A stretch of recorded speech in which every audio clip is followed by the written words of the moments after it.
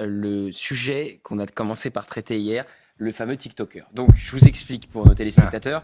Il y a un monsieur sur les réseaux sociaux qui se filme avec son téléphone portable en disant qu'il a été verbalisé après avoir payé avec son téléphone portable à un péage, parce que quand on est au volant, on ne peut pas avoir son téléphone dans la main, et donc il a eu des points en moins et il a eu une amende. Emmanuel Macron voit cette vidéo et décide de lui répondre. Je me mangeais 90 € d'amende et 3 points sur le permis parce que j'ai payé avec mon téléphone en Apple Pay au péage. Il y a 0 vanne. Pas de chance. Déjà, il s'occupe des péages, maintenant Emmanuel Macron. Et de pas de chance pour lui.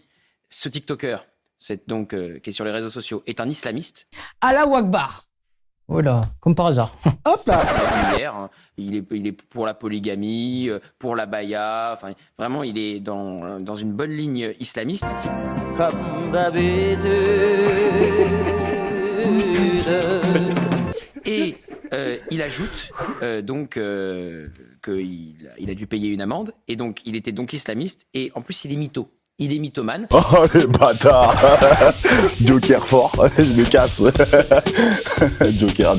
Regardez le tweet de Paul Sugy qui nous dit « Les policiers ne trouvent pas de traces de verbalisation dont se plaint cet influenceur. En plus d'être humiliante, vu le profil de ce TikToker, l'affaire prend donc des allures d'un fake. Quand bien même il aurait été verbalisé, rien ne prouve qu'il dit vrai en prétendant qu'il conduisait avec son téléphone juste parce qu'il avait payé le péage. » Donc Valérie Actin va peut-être nous remontrer le visage de cet islamiste mythomane.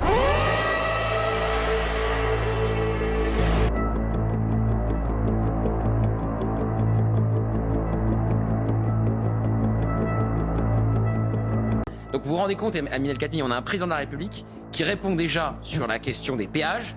Ça ne suffit pas. Il répond en fait à un islamiste. Ça ne suffit toujours pas. Il répond à un islamiste mythomane. Si vous ajoutez à cela le bruit et l'odeur, eh bien, le travailleur français sur le palier devient fou.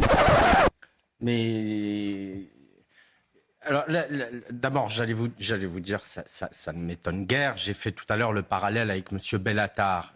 C'est un parallèle que j'assume parfaitement. Monsieur le Président de la République a emmené dans sa délégation au Royaume du Maroc un homme qui a été condamné pour menace de mort.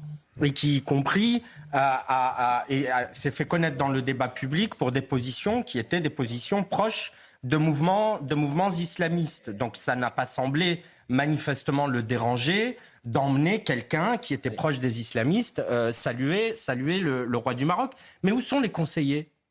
Où sont les conseillers ? Geoffroy. Bah, les conseillers, c'est parfois Yacine Bellatar. Geoffroy, en 10 secondes. Après, vous nous quittez en plus, donc je veux que vous ayez le mot de la